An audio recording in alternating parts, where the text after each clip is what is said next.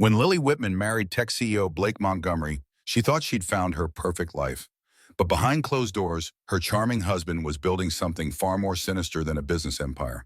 The night Blake pressed a burning iron against his pregnant wife's skin was just the beginning of a web of corruption that reached judges, police, and even federal officials.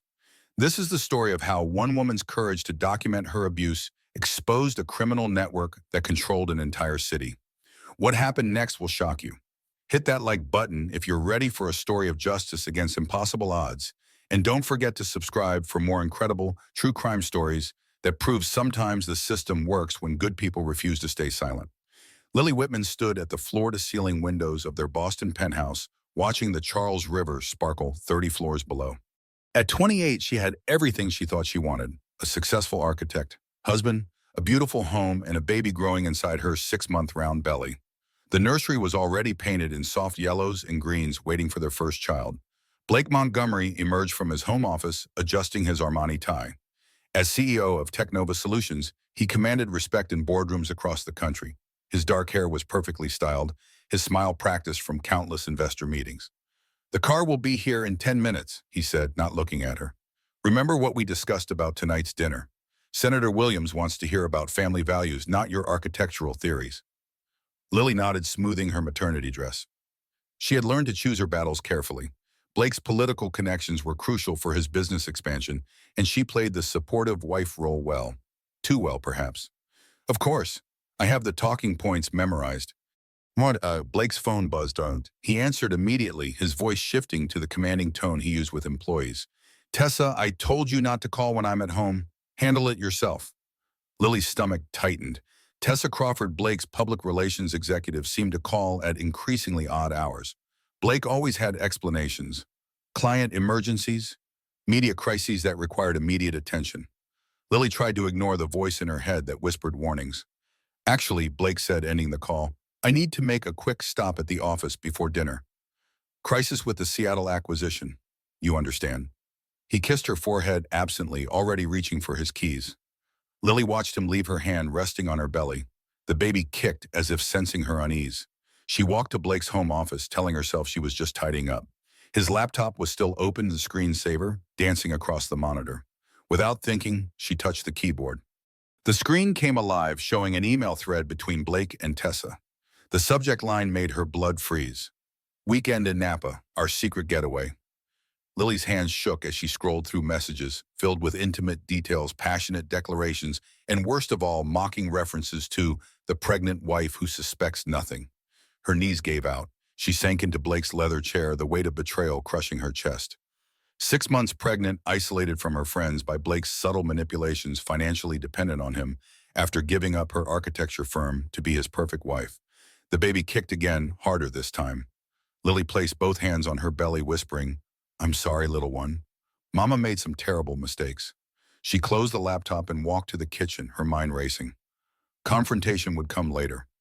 First, she needed to figure out how to protect herself and her child from a man who had been lying to her for months. As she waited for Blake to return, Lily began to see their perfect life for what it really was: a carefully constructed prison, and she was both the prisoner and the fool who had handed over the keys. Blake returned 3 hours later, his collar slightly wrinkled, a faint scent of unfamiliar perfume clinging to his shirt. Lily had spent the time pacing their marble-floored living room, rehearsing what she would say. "How was the crisis?" she asked, keeping her voice steady. "Resolved. Seattle team got spooked by some regulatory rumors, but we straightened them out." Blake loosened his tie, heading toward their bedroom. "Sorry about dinner. These deals don't close themselves." Lily followed him, her heart hammering. "Blake, we need to talk." He was already unbuttoning his shirt, focused on his reflection in their walk-in closet mirror. "Can it wait? I have an early meeting." "I found the emails." Blake's hands stilled on his buttons. His eyes met hers in the mirror, and for just a moment she saw something cold and calculating flash across his face before his expression smoothed into confusion. "What emails, Tessa, Napa? Your secret getaway plans." Lily's voice cracked despite her efforts to stay strong. "How long, Blake? How long have you been lying to me?" Blake turned slowly, his face a mask of wounded innocence. "Lily, honey, you're pregnant. Your hormones are making you paranoid. Tessa and I have a professional relationship. Those emails were probably about client entertainment." But Lily had read every word. She knew what she had seen. Stop lying to me. I read everything. The hotel reservations, the things you said about me, but about our marriage. Blake's expression shifted again, the mask slipping. His voice turned sharp. You went through my private communications? That's a violation of trust, Lily. I'm disappointed in you. The gaslighting was so smooth, so practiced, that for a moment Lily questioned herself. Had she misunderstood? Were pregnancy hormones clouding her judgment? Then she remembered Tessa's response to Blake's message about keeping the wife distracted with baby preparations. The cruel laughter practically leaped off the screen. I know what I read, she whispered. Blake stepped closer, towering over her. You're being irrational. This stress isn't good for the baby. Maybe you should talk to Dr. Palmer about medication. Don't you dare use our child to manipulate me. Something dangerous flickered in Blake's eyes. Our child? You mean my child, my heir. Don't forget who pays for this life, Lily. The penthouse, the clothes, the prenatal care. All of it comes from me. The threat was clear. Lily backed toward the door, but Blake moved faster, grabbing her wrist. Let go of me. We're going to work this out like adults, Blake said, his grip tightening. You're going to delete whatever you think you saw, and we're going to pretend this conversation never happened. Blake, you're hurting me. He released her wrist so suddenly she stumbled backward. I would never hurt you, Lily. You fell. Your balance is off because of the pregnancy. Lily stared at him in horror. This was who her husband really was beneath the charm and success. A man who could rewrite reality with such confidence that she almost believed him. I want you to end it with Tessa, she said quietly. Blake laughed, the sound devoid of warmth. You're in no position to make demands. But since you asked so nicely, let me be clear. Tessa understands me in ways you never could. She appreciates my ambition. She doesn't whine about attention when I'm building an empire. I'm carrying your child. Yes, you are. And you'll continue to be the perfect wife and mother, or you'll find out what happens when you cross me. As Blake headed for the shower, Lily sank onto their bed, her hand protectively covering her belly. She had married a stranger who wore her husband's face. The real question was, what was she going to do about it? 2 weeks passed in tense silence. Blake continued his affair with practiced ease, while Lily pretended not to notice his late nights and weekend emergencies. She began documenting everything: photos of lipstick stains on his shirts, screenshots of credit card charges at expensive restaurants she had never visited, voice recordings of his phone calls with Tessa when he thought she was napping. The evidence painted a clear picture of a man who not only cheated, but took pleasure in humiliating his pregnant wife. In one recorded conversation, Blake laughed about Lily's pathetic attempts to be the perfect housewife, while Tessa giggled in the background. On a rainy Thursday evening, Blake was preparing for another client dinner. Lily watched him iron his shirt with meticulous care, the steam rising between them like a physical barrier. The Hendersons invited us to their anniversary party next weekend, Lily said carefully. I thought it might be nice to go together. Show our friends that we're solid. Blake didn't look up from his ironing. I'll be in Chicago next weekend, Technova board meeting. The board meeting was moved to the following week. I saw it on your calendar. Blake's hand stilled on the iron. When he looked at her, his eyes were ice cold. Are you checking my calendar now? Monitoring my schedule like some jealous shrew? I'm trying to save our marriage. There's nothing to save. This is what marriage is, Lily. I provide you support. I build the future, you carry my child. You don't get to dictate how I spend my time. Lily felt something crack inside her chest. And Tessa, where does she fit into this arrangement? Blake set the iron down with deliberate precision. Tessa is brilliant. She's building her own company, making her own mark on the world. She doesn't need to be taken care of like a helpless child. Each word was designed to wound, and they hit their target perfectly. Lily had given up her architectural firm, her independence, her identity to build this life with Blake. Now he wielded her sacrifices against her like weapons. I gave up everything for you, she whispered. No one forced you to quit your little design business. That was your choice. Little design business, Lily's voice rose. I won the Boston Architecture Award 2 years running. I designed the new children's hospital wing that everyone raves about. That wasn't little. Blake laughed, cruel and dismissive. And now you're exactly where you belong. Home pregnant, dependent on me for everything. This is reality, Lily. This is who you really are. The baby kicked hard as if responding to Lily's distress. She pressed her hand to her belly, tears streaming down her face. Please, she begged. Just end it with her. Come back to us. We can work this out. Blake moved toward her, and for a moment hope fluttered in her chest. Then she saw his hand reach for the iron still hot from pressing his shirt. You want to know the truth about your place in my life? Blake's voice was deadly quiet. Before she could move, before she could scream, Blake pressed the hot iron against her shoulder. The searing pain exploded through her body as the smell of burning flesh filled the air. Lily's scream pierced the night, echoing off their penthouse walls. She fell to her knees, clutching her shoulder as agony radiated through her arm. Blake stood over her, still holding the iron, his face devoid of emotion. That's what happens when you forget your place, when you push me too far. Through her tears and pain, Lily saw her husband clearly for the first time. Not the charming CEO, not the devoted father-to-be, but a monster who had just branded her like livestock. The baby, she gasped, feeling contractions starting in her abdomen. Blake finally showed emotion, but it was irritation, not concern. Stop being dramatic. It's just a burn. As Lily crawled toward the phone to call for help, Blake grabbed her wrist. If you call anyone, if you tell anyone what really happened, I'll make sure you lose everything. The baby, this house, any chance at custody. Do you understand me? Lily nodded through her tears, understanding that her life, as she knew it, was over.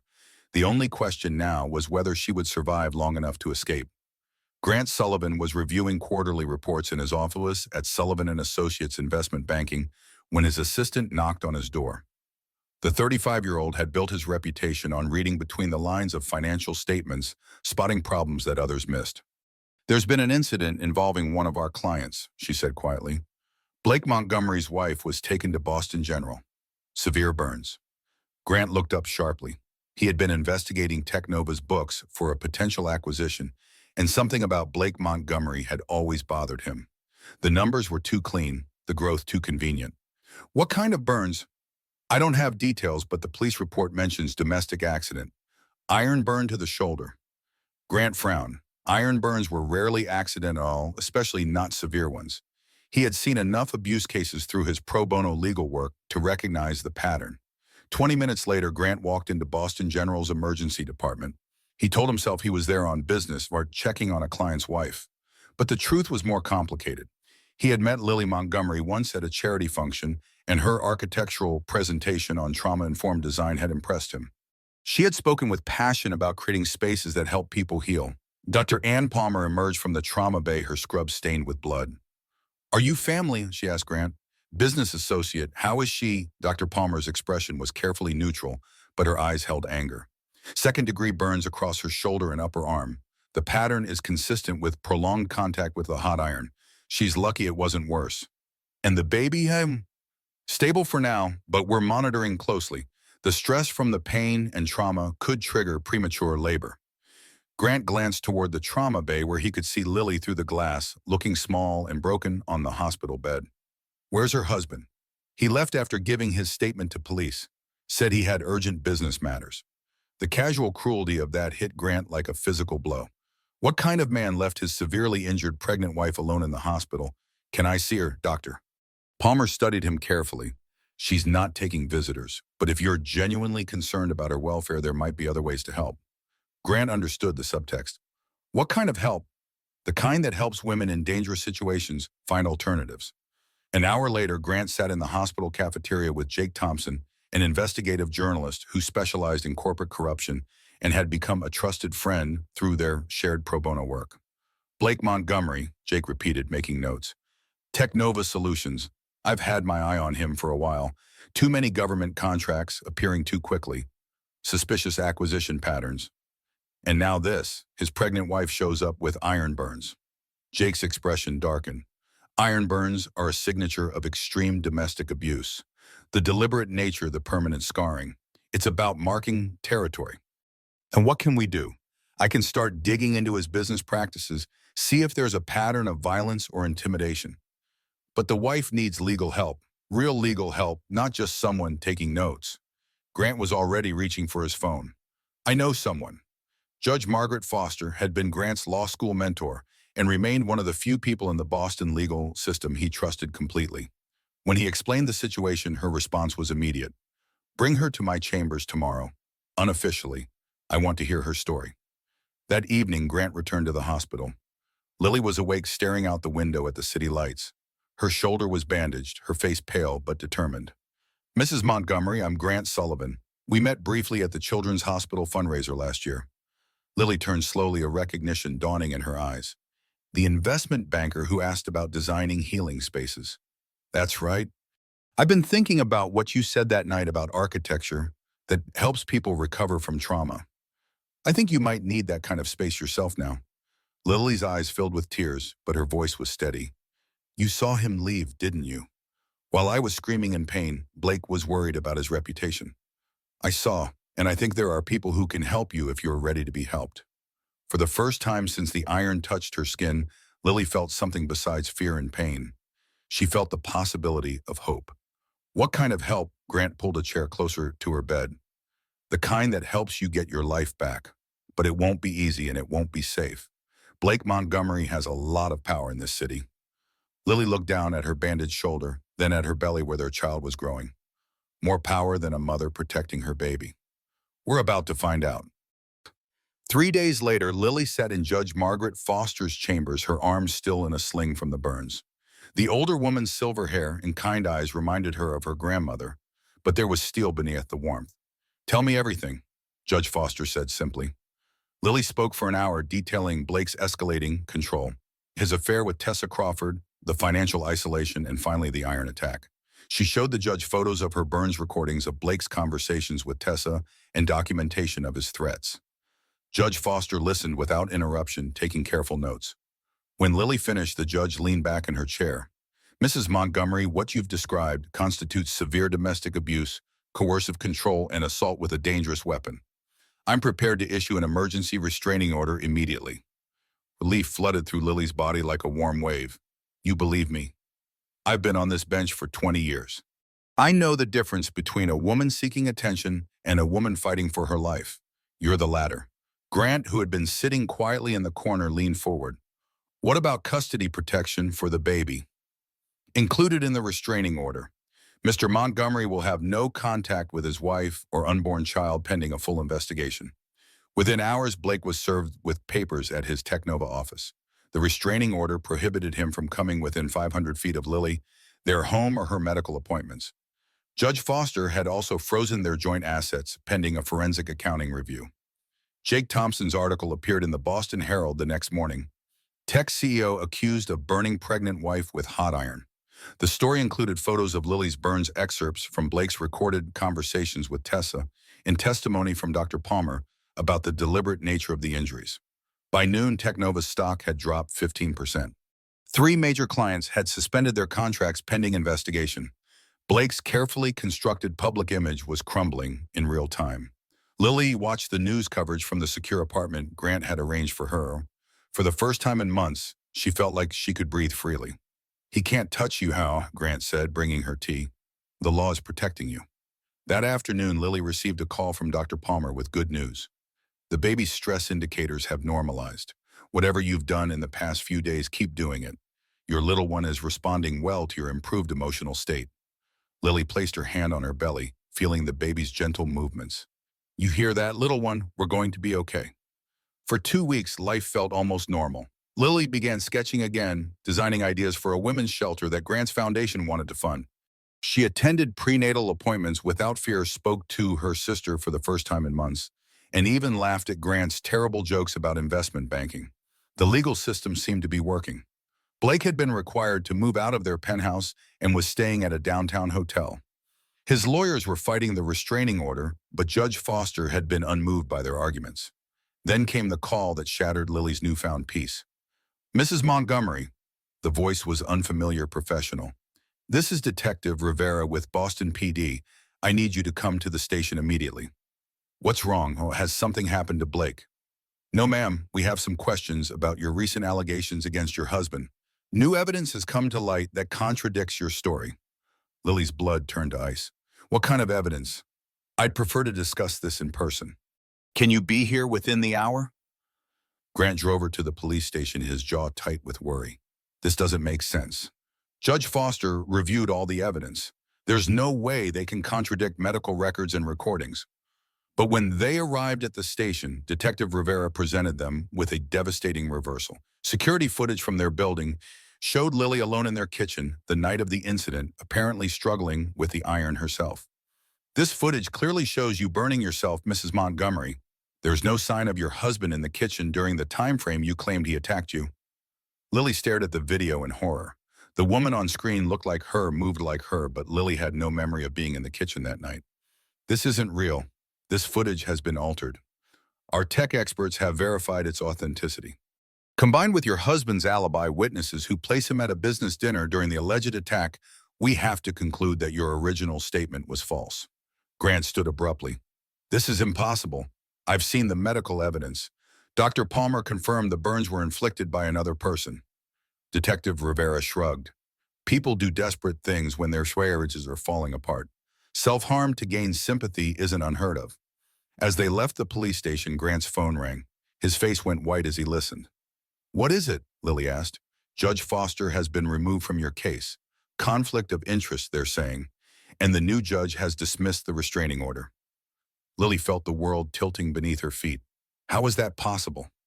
I don't know, but we're going to find out. This isn't over, Lily. Someone is manipulating the system and we're going to prove it. But as Blake's black sedan pulled up beside them on the courthouse steps, Lily realized that her brief taste of freedom might have been nothing more than an illusion. The real fight was just beginning. Blake stepped out of his sedan wearing a perfectly tailored suit and a smile that made Lily's skin crawl. Behind him emerged a woman Lily recognized from photos, Tessa Crawford, more beautiful in person than she had imagined, with platinum blonde hair and predatory blue eyes.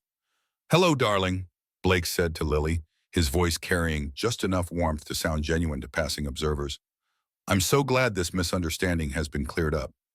Detective Rivera appeared at Blake's shoulder.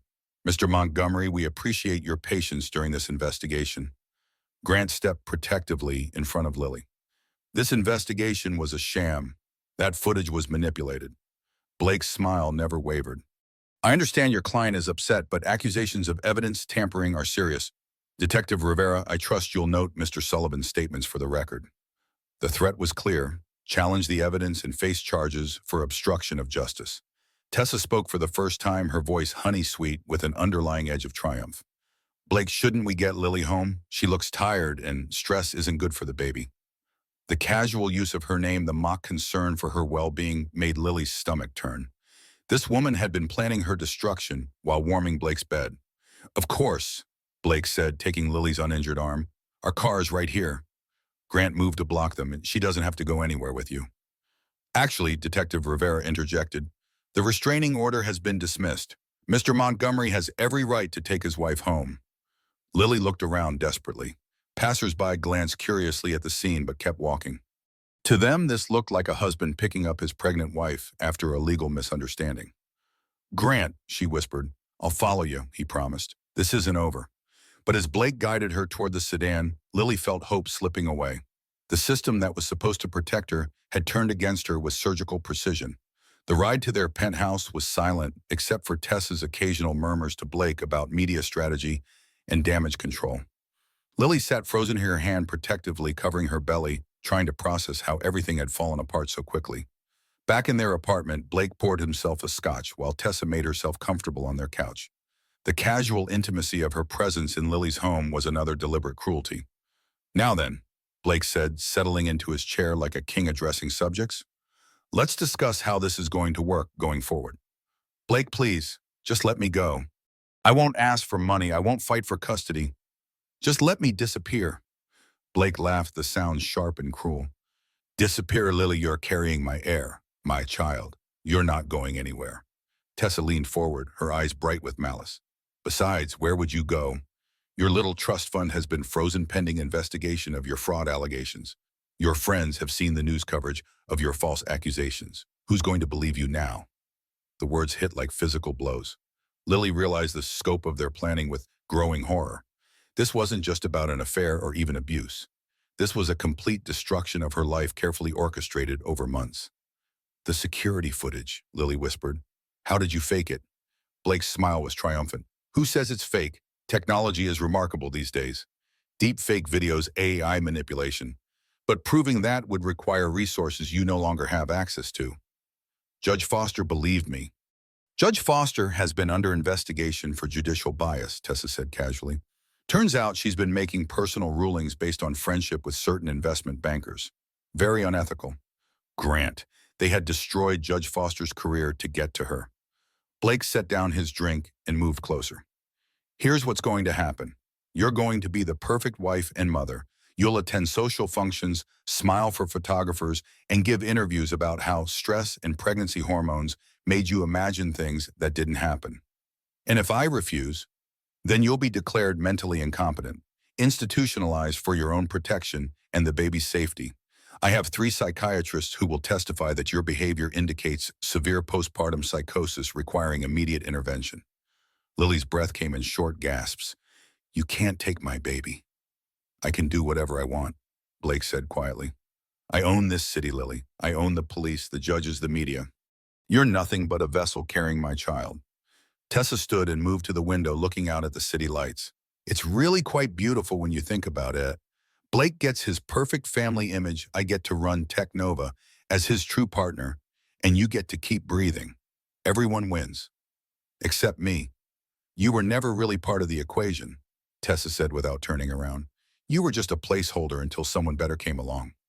As the two of them discussed their plans for Lily's future like she wasn't in the room, she felt something shift inside her. The fear was still there, but alongside it grew something harder and more dangerous. They thought they had won. They thought she was broken and helpless. They were about to discover how wrong they were. The first disaster struck 3 days later at Lily's routine prenatal appointment. She had been escorted by Blake's security team ostensibly for her protection, but really to ensure she didn't deviate from the approved script of grateful wife recovering from pregnancy-induced delusions. Dr. Palmer's examination room felt different this time. The physician's warm demeanor had been replaced by professional distance, and she avoided eye contact as she performed the ultrasound. Everything looks normal, Dr. Palmer said curtly. Baby's development is on track. Lily tried to catch her eye. Doctor, about what happened with my burns. Mrs. Montgomery, I think it's best we focus on your prenatal care and avoid discussing past incidents. The message was clear. Dr. Palmer had been warned off, probably threatened with malpractice suits, or worse if she continued supporting Lily's version of events. As they left the medical building, Blake's security guard received a phone call. His expression changed instantly. Sir, we need to move now. There's been a development. They rushed Lily toward the parking garage, but as they descended the concrete steps, 3 men emerged from behind pillars. Lily recognized one of them, Marcus Webb, a former Tech Nova employee who Blake had fired for asking too many questions about company finances. Where is it, Blake? Marcus shouted. Where's the money you stole from our pension fund? Blake stepped protectively in front of Lily, but his concern wasn't for her safety. Get her to the car, he ordered his guard. The confrontation erupted into violence. Marcus lunged forward. The security guard pulled a weapon, and in the chaos, Lily found herself caught between angry men with competing agendas. She tried to back away, but her foot caught on the edge of a concrete step. Time slowed as she felt herself falling backward, her hands instinctively reaching to protect her belly. The impact with the concrete stairs drove the air from her lungs. Sharp pain radiated through her back and abdomen as she tumbled down 6 steps before coming to rest on the landing. Blood. There was blood between her legs. The baby, she gasped, trying to sit up. Something's wrong with the baby. Blake's security guard was already calling for an ambulance while Blake knelt beside her, his face pale. For a moment, she saw genuine fear in his eyes, and she realized that losing the baby would ruin his plans as much as hers. Don't move, he said. Help is coming. But as sirens wailed in the distance, Lily felt her world fracturing. The child she had fought so hard to protect was in danger because of the war raging around her. The second disaster came while she was recovering in the hospital. Dr. Palmer had managed to stop the bleeding and assured them the baby was stable, but Lily was ordered to complete bed rest for the remainder of her pregnancy. That evening, as Blake maintained his vigil by her bedside for the benefit of visiting reporters, Detective Rivera arrived with devastating news. Mrs. Montgomery, I need to inform you that you're under arrest for possession of controlled substances with intent to distribute. Lily's heart stopped. What are you talking about? Detective Rivera held up an evidence bag containing prescription pills. These were found in your purse during our search of your personal effects after the incident. High-grade opioids quantities consistent with dealing rather than personal use. Those aren't mine. I've never seen those pills before in my life. Blake's performance was masterful. Detective, my wife has been under tremendous stress. The pregnancy, the false accusations she made against me, now this accident. Is it possible she's been self-medicating and doesn't remember? That's not uncommon in cases involving psychological breaks, Detective Rivera agreed. Lily stared at her husband in horror. He was systematically destroying every aspect of her credibility while maintaining the facade of a concerned spouse. Blake, tell them the truth. You know I don't take drugs. I won't even take aspirin while I'm pregnant. Blake's eyes filled with tears that looked completely genuine. Honey, I think you need help. Professional help. These delusions now drug possession. I'm worried about you and our baby. The trap was perfect. Every protest she made would be interpreted as further evidence of her mental instability. The third disaster struck that night. Grant Sullivan had been working around the clock to challenge the evidence against Lily, but when he arrived at the hospital the next morning, he brought news that shattered her last hope. Jake Thompson is dead, he said quietly. Lily felt the words like a physical blow. The journalist who had been investigating Blake's business practices, who had believed her story when no one else would. How? Car accident. Single vehicle. Late at night. His car went off the Tobin Bridge. Grant's voice was hollow. His editor found notes in his desk about Technova's government contracts. Apparently, Jake had uncovered evidence of fraud, bid rigging, maybe worse. They killed him. I can't prove that. No one can. But Jake was the most careful driver I knew, and he was scared. He called me yesterday saying he was close to something big, something that would bring down Blake's entire operation. Lily closed her eyes, feeling the weight of another death on her conscience. This is because of me, because I asked for help. No, Grant said firmly. This is because Blake Montgomery is a dangerous criminal who's been operating in this city with impunity for too long. But Jake's death means we're running out of allies and running out of time. As if summoned by their conversation, Blake appeared in the doorway. His expression was perfectly calibrated grief for his troubled wife, determination to get her the help she needed. Mr. Sullivan, I appreciate your concern for my wife, but her doctors think it's best if she limits her visitors. Too much stimulation isn't good for her condition. The dismissal was polite but absolute. Grant squeezed Lily's hand once before leaving, but she could see the defeat in his eyes. Alone with Blake, Lily finally understood the complete hopelessness of her situation. He had isolated her, discredited her, and eliminated anyone who might help her. Now he was preparing to take the final step. The psychiatrist will be here tomorrow, Blake said conversationally. 3 of the most respected doctors in Boston are willing to testify that you're suffering from severe pregnancy-induced psychosis requiring immediate institutionalization. Please, Lily whispered. Just let me have my baby in peace. I'll disappear after that. I'll give you everything you want. But Blake smiled, and for the first time it reached his eyes. Oh, Lily, you still don't understand. I already have everything I want. You were just temporary packaging for my child. As he left her alone in the hospital room, Lily felt something break inside her chest. Not her spirit, but her last illusion that any part of the man she had married was worth saving. Tomorrow they would take her away, and her child would be born into a world where monsters wore human faces and justice was a commodity that could be bought and sold. But tonight, in the darkness of her hospital room, Lily began to plan. At 3 in the morning, Lily's hospital room was dark except for the glow of monitoring equipment. She had been awake for hours, her mind racing despite the exhaustion that weighed down her body. The baby shifted restlessly in her womb as if sensing her turbulent thoughts. A soft knock interrupted her planning. Doctor. Palmer slipped into the room, moving quietly to avoid attracting attention from the security guard Blake had stationed outside. How are you feeling? The doctor asked, but her tone suggested this wasn't a routine check. Like I'm living in a nightmare that keeps getting worse. Dr. Palmer glanced toward the door, then moved closer to Lily's bed. I need you to listen carefully. I can't say this loud enough for your guard to hear, but Jake Thompson wasn't the only person investigating your husband. Lily's heart began to race. What do you mean? Before he died, Jake contacted me. He suspected that Blake had been bribing medical professionals to alter records, influence diagnoses, even falsify evidence in domestic abuse cases. He wanted to know if I had seen anything suspicious. And had you? Go on, Dr. Palmer nodded grimly. Your burns were not self-inflicted. I've seen enough domestic violence cases to know the difference. But after Jake's article came out, I received visits from people claiming to represent medical licensing boards. They made it clear that continuing to support your version of events would end my career. Lily felt a spark of hope. but you're here now.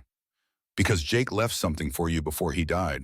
He was paranoid in his final weeks, said Blake had people watching him, so he hid evidence in multiple locations. Dr. Palmer pulled a small USB drive from her pocket. This contains copies of everything Jake found. Financial records, communications between Blake and various officials, evidence of a network of corruption that goes deeper than anyone imagined. Lily took the drive with trembling hands. What am I supposed to do with this? I'm about to be declared mentally incompetent. Jake thought you might ask that. He left instructions. There's an FBI agent named Sarah Mitchell who's been investigating corporate corruption in Boston. She's clean independent of the local network Blake controls. Jake was planning to meet with her the night he died. How do I contact her? You don't. She'll contact you. Jake set up a dead man switch. If anything happened to him, certain information would be automatically sent to Agent Mitchell. She should be getting his files right about now. Dr. Palmer moved toward the door, then paused. Lily, whatever happens in the next few days, remember that Jake believed you. I believe you. And somewhere in the FBI building, Agent Mitchell is about to discover that your husband is at the center of one of the largest corruption scandals this city has ever seen. After the doctor left, Lily held the USB drive against her chest, feeling her baby's movements beneath her hand. For the first time in weeks, she wasn't entirely alone. The next morning brought the psychiatrist Blake had promised. 3 distinguished men in expensive suits who spoke about her with clinical detachment while she sat silent in her hospital bed. Clear signs of pregnancy-induced psychosis, the first one said, making notes on his tablet. Delusions of persecution, fabricated evidence of abuse, self-harm behaviors. The drug possession supports a diagnosis of substance-induced psychotic disorder, added the second. Combined with the false allegations against her husband, immediate intervention is clearly warranted. The third psychiatrist, Dr. Gregory Walsh, seemed less certain. The medical evidence regarding her burns is quite compelling. Perhaps we should consider alternative explanations. Blake, who had been observing from the corner, stepped forward. Dr. Walsh, I appreciate your thoroughness, but my wife's condition has deteriorated rapidly. Last night, she was talking about conspiracy theories claiming that people are being murdered to silence them. Clearly, she needs help before she becomes a danger to herself or our child. Dr. Walsh looked uncomfortable. Mr. Montgomery, while I understand your concern, rushing to institutionalize a pregnant woman based on... He was interrupted by a commotion in the hallway. Raised voices, heavy footsteps, the sound of official badges being presented. Blake's expression shifted from confidence to concern. FBI agent Sarah Mitchell entered the room like a force of nature. Tall, athletic, with short gray hair and eyes that missed nothing, she surveyed the scene with professional assessment. Mr. Montgomery, I'm Agent Mitchell with the Federal Bureau of Investigation. I need you to come with me for questioning regarding financial crimes and conspiracy charges. Blake's mask of concerned husband slipped for just a moment, revealing the cold calculation beneath. Agent Mitchell, as you can see, I'm dealing with a family crisis. My wife requires immediate psychiatric intervention. Your wife, Agent Mitchell said, looking directly at Lily, is the key witness in a federal investigation into corruption, racketeering, and conspiracy to commit murder. The psychiatrists exchanged glances. Dr. Walsh spoke up. Agent Mitchell, Mrs. Montgomery, has been diagnosed with severe psychological disturbance. Her testimony would be unreliable. Agent Mitchell smiled, and it wasn't pleasant. Funny how that diagnosis appeared right around the time Mr. Montgomery's business practices came under federal scrutiny. Almost like someone was trying to discredit a potential witness. She turned to Blake. We have Jake Thompson's files, Mr. Montgomery, all of them. Financial records showing payments to judges, police officers, medical professionals. Communications detailing plans to destroy your wife's credibility. Video evidence of evidence tampering. Blake's composure finally cracked. This is harassment. I demand to speak with my lawyer. You'll have that opportunity, Agent Mitchell said as FBI agents appeared in the doorway. After we process you on charges of domestic violence, conspiracy fraud, and accessory to murder. As they led Blake away in handcuffs, he turned back to Lily with pure hatred in his eyes. This isn't over. I have resources you can't imagine. But Lily was no longer the terrified woman who had cowered before his threats. She sat up straighter in her hospital bed, her hand protectively covering her belly. Yes, it is, she said quietly. It's over. Agent Mitchell approached her bed as the room cleared of Blake's conspirators. Mrs. Montgomery, we're going to need your testimony, but first we need to make sure you and your baby are safe. Blake Montgomery's network is extensive, and desperate people do desperate things. Lily nodded, feeling strength returning to her voice. Agent Mitchell, I have information that might help your investigation. She handed over the USB drive Dr. Palmer had given her. Jake Thompson left this for me. He wanted to make sure the truth survived, even if he didn't. As Agent Mitchell examined the drive, Lily felt her baby kick strongly, as if celebrating their first real victory. The nightmare was far from over, but for the first time, Lily wasn't fighting it alone. The safe house where Agent Mitchell placed Lily was nothing like the luxury penthouse she had shared with Blake, but it felt like paradise. Clean, secure, and most importantly, free from the oppressive weight of constant surveillance and control. Dr. Palmer visited daily to monitor Lily's pregnancy, which had stabilized since Blake's arrest. Stress reduction is the best medicine, she explained. Your blood pressure is normal for the first time in months. Lily spent her days reviewing documents with federal prosecutors, helping them understand the full scope of Blake's criminal network. The corruption ran deeper than anyone had imagined, touching judges, police officials, city councilors, and even federal contractors who had awarded Technova lucrative government deals. Your husband wasn't just abusing you, explained Assistant U.S. Attorney Jennifer Park during one of their sessions. He was systematically abusing the entire legal system to protect his criminal enterprise. The evidence Jake Thompson had compiled was devastating. Hidden bank accounts in the Cayman Islands, payments to public officials disguised as consulting fees, blackmail material on dozens of powerful figures who had crossed Blake's path. Tessa Crawford has been singing like a canary, Agent Mitchell reported during one visit. Turns out when your boyfriend gets arrested and your assets get frozen, loyalty becomes negotiable. Tessa had revealed the full extent of her and Blake's planning. The deep fake video of Lily supposedly burning herself had cost Blake $50,000 and required 3 months of preparation. Judge Foster's career had been destroyed based on fabricated evidence of bias.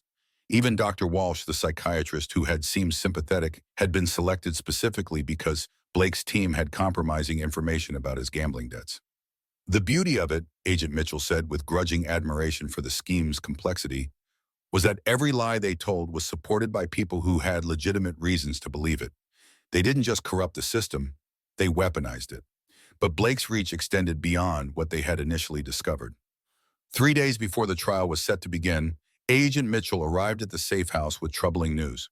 We've identified at least 4 federal judges who received payments from Blake's organization.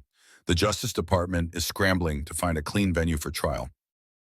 Lily felt familiar dread creeping back. He's going to escape, isn't he? Just like before. Not this time, Agent Mitchell said firmly. This investigation has attracted national attention. The media is watching, Congress is demanding answers, and the Attorney General has personally assigned this case to prosecutors who can't be bought. The trial began 6 weeks later in Washington, D.C., far from Blake's sphere of influence. Lily testified for 3 days describing the escalating abuse, the iron attack, and the systematic destruction of her credibility. Her medical records, the recordings she had made of Blake's conversations with Tessa and Jake Thompson's financial evidence, painted a picture of a man who viewed other human beings as obstacles to be removed or assets to be controlled. Blake's defense team, led by one of the country's most expensive criminal attorneys, argued that he was a successful businessman being persecuted by a vengeful ex-wife and overzealous federal prosecutors. Ladies and gentlemen of the jury, his lawyer said during closing arguments, Blake Montgomery may not be a perfect husband, but that doesn't make him a criminal mastermind. The prosecution wants you to believe that a tech executive somehow corrupted an entire city's legal system. Isn't it more likely that a troubled woman facing the breakdown of her marriage created an elaborate fantasy to avoid taking responsibility for her own actions? But the evidence was overwhelming. Financial records showing millions of dollars in bribes, recorded conversations between Blake and corrupted officials' testimony from dozens of witnesses whose lives had been destroyed by Blake's network. When Tessa Crawford took the stand, her testimony was devastating. She detailed how Blake had planned Lily's destruction from the moment he began his affair, viewing his pregnant wife as an inconvenience to be eliminated rather than a person deserving protection. Blake said that iron burn would mark her as damaged goods. Tessa testified, her voice barely above a whisper. He wanted to break her so completely that no one would ever believe her if she tried to expose him. The jury deliberated for 6 hours. When they returned, the foreman's voice was steady and clear. On all counts, we find the defendant guilty. Blake's face remained impassive as the verdicts were read: conspiracy, racketeering, domestic violence, obstruction of justice, and accessory to murder. in Jake Thompson's death. But Lily, watching from the gallery, saw his hands tremble as he realized that his empire of corruption had finally collapsed. Judge Patricia Hendricks, a federal judge with an impeccable reputation, imposed the maximum sentence, 25 years in federal prison without possibility of parole. Mr. Montgomery, Judge Hendricks said before imposing sentence, you used your wealth and influence to corrupt the very systems designed to protect the vulnerable. You turned justice itself into a weapon against those who dared to oppose you. The damage you've inflicted on public trust in our institutions will take years to repair. As Blake was led away in shackles, he turned to look at Lily one final time. But instead of the broken woman he had tried to create, he saw someone transformed. Lily sat straight and proud, her hand resting on her 8-month pregnant belly, surrounded by the team of prosecutors and agents who had believed her when no one else would. Outside the courthouse, reporters surrounded Lily as she made her first public statement since Blake's arrest. This case was never just about one woman's abuse, she said, her voice carrying across the crowd. It was about what happens when wealth and power are allowed to operate without accountability. Jake Thompson died because he believed the truth mattered more than convenience. I'm alive because he was brave enough to document that truth. She paused, feeling her baby move restlessly, as if eager to be born into a world where justice had finally prevailed. Blake Montgomery thought he could buy silence corrupt officials and destroy lives without consequence. Today we proved him wrong. But our work isn't finished. There are other Blake Montgomerys out there in other cities using their power to hurt people who can't fight back. We have to remain vigilant. We have to keep telling the truth even when it's dangerous. As Lily walked away from the courthouse, Grant Sullivan fell into step beside her. Over the months of investigation and trial, their professional relationship had deepened into something more meaningful. So what now? He asked. Lily looked down at her belly, then up at the sky, where storm clouds were beginning to part, letting through shafts of sunlight. Now I build something better, she said. A practice that designs safe spaces for survivors, a foundation that supports women fighting corrupt systems, a life that proves Blake Montgomery failed to break what he never understood in the first place. Grant smiled. And what's that? The difference between power and strength. He had power over people, but real strength comes from lifting others up, not tearing them down. Jake Thompson understood that. Agent Mitchell understands it. And now so do I. As they walked away from the courthouse together, Lily felt her baby kick strong and sure beneath her heart, as if agreeing with every word. 6 months after Blake's conviction, Lily stood in the sunlit lobby of the new Thompson Center for Survivor Services, named in honor of the journalist who had given his life to expose the truth. The building she had designed featured warm earth tones, plenty of natural light, and spaces that promoted healing rather than institutional coldness. Grant approached carrying their 2-month-old daughter, Emma, who had inherited her mother's determined spirit and her father's steady calm. The Portland delegation just called, Grant said, shifting the baby to his shoulder. They want to commission a Thompson Center for their city that would make 12 locations nationwide. Lily smiled, watching through the large windows as women brought their children to support group meetings, legal clinics, and job training programs. Jake would be proud. He would be, but not as proud as he'd be of you. Agent Mitchell emerged from the conference room where she had been leading a training session for new FBI recruits on recognizing institutional corruption. Her investigation of Blake's network had led to 37 additional arrests and a complete overhaul of oversight procedures for federal contracting. The Attorney General's office called, she reported. Blake's appeals have been exhausted. He'll serve every day of his 25-year sentence.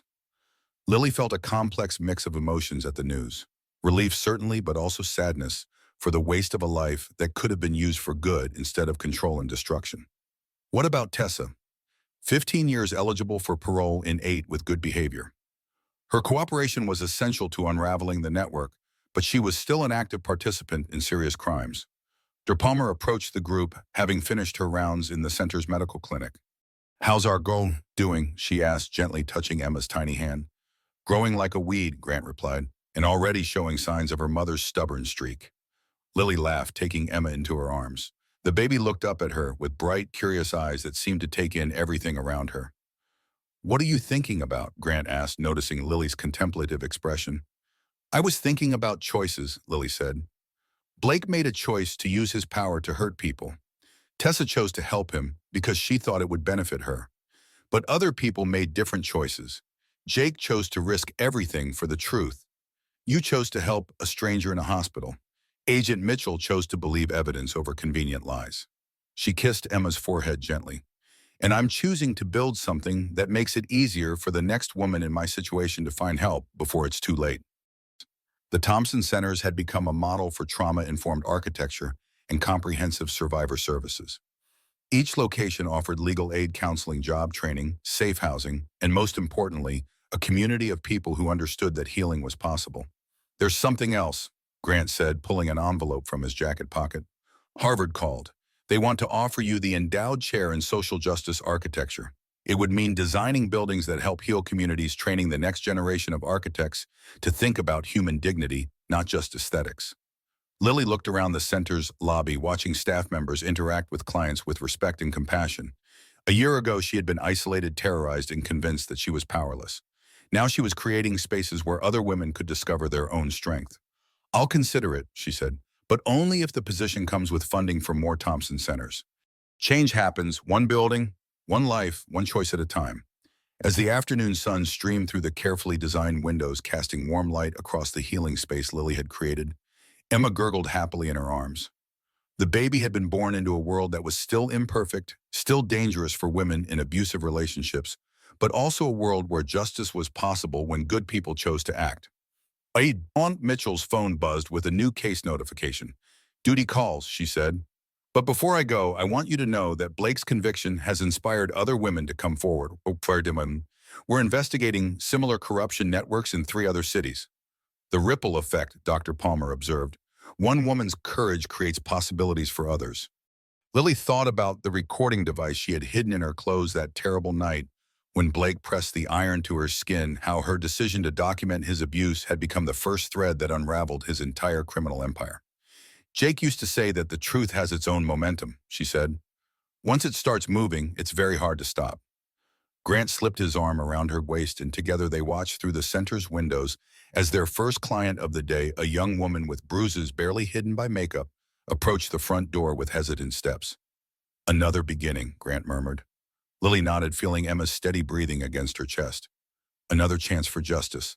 As the woman entered the Thompson Center, Lily saw in her face the same fear and desperate hope that had once driven her to record Blake's conversations and hide evidence of his abuse. But this woman wouldn't face her battle alone. She would have lawyers who couldn't be bought, doctors who wouldn't be intimidated, and a support system designed by someone who understood exactly what she was going through. The center's mission statement, engraved in simple letters by the entrance, captured everything Lily had learned about the difference between surviving and thriving. Justice is not a building or an institution. It is a choice we make every day to protect those who cannot protect themselves. Blake Montgomery had built his empire on the belief that wealth and power could override human dignity and legal accountability. But in the end, his greatest victim had become his most effective enemy, and his legacy would be the network of healing spaces that bore the name of the journalist he had silenced. As Lily held her daughter and watched another survivor take the first steps toward freedom, she understood that this was what victory looked like, not the destruction of an enemy, but the creation of something better in the space where evil had once flourished. The iron had left a scar on her shoulder that would never completely fade, but it had also forged something unbreakable in her spirit. And now, one choice at a time, one survivor at a time, she was helping others discover that same strength. In her arms, Emma slept peacefully, dreaming perhaps of a world where justice was not a luxury, but a birthright, where buildings were designed for healing, and where truth was stronger than any lie that money could buy. The nightmare was over. The real work had just begun.